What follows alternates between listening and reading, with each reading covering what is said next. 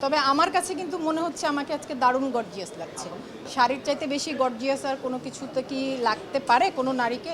মজার বিষয় হচ্ছে আমার নারী সহকর্মীরা বহিমিয়ান ঘোড়ার আব্বাসের বউরা আজকে অনেকেই উপস্থিত ছিল এবং আমরা একসাথে মঞ্চে উঠেছি। যে কোনো স্বীকৃতি আনন্দের। আজকে যে কাজটির জন্য স্বীকৃতি বহিমিয়ান ঘোড়া, আমার পরিচালক অমিতাভ রেজা চৌধুরী, ধন্যবাদ আসলে পুরো টিমকে ধন্যবাদ। বহিমিয়ান ঘোড়ার আমার সহশিল্পী মোশাররফ করিম এবং আরও দুর্দান্ত সুন্দর 7 জন নারী। মজার বিষয় হচ্ছে আমার নারী সহকর্মীরা বহিমিয়ান ঘোড়ার আব্বাসের বউরা আজকে অনেকেই উপস্থিত ছিল এবং আমরা একসাথে মঞ্চে উঠেছি।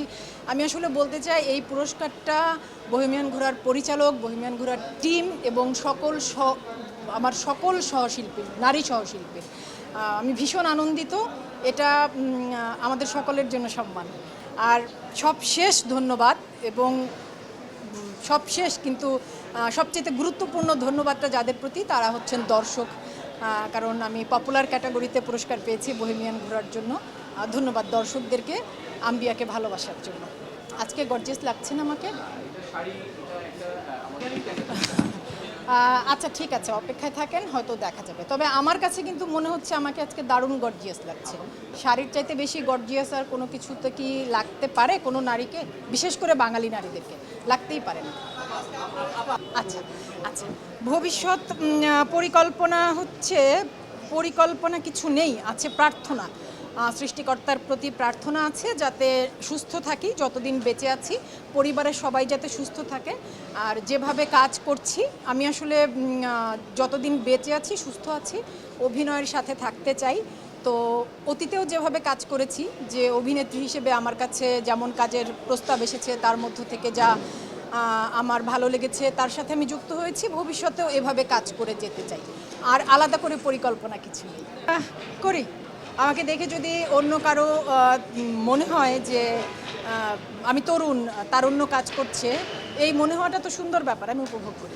ভীষণ ভালো। পাক কাহিনী আমাদের প্রথম সিজন রিলিজ হয়েছিল গত ঈদে, শাহরিয়ার নাজিম জয়ের পরিচালনায় আইস্ক্রিনে। এবার পহেলা বৈশাখ, মানে বৈশাখকে কেন্দ্র করে এটার সেকেন্ড সিজন।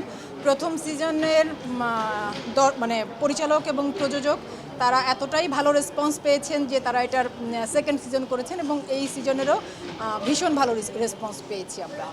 সাধারণ দর্শকরা অনেক ভালো বোঝে, ওরা অনেক বুদ্ধিমান, সবাই বুদ্ধিমান, হ্যাঁ।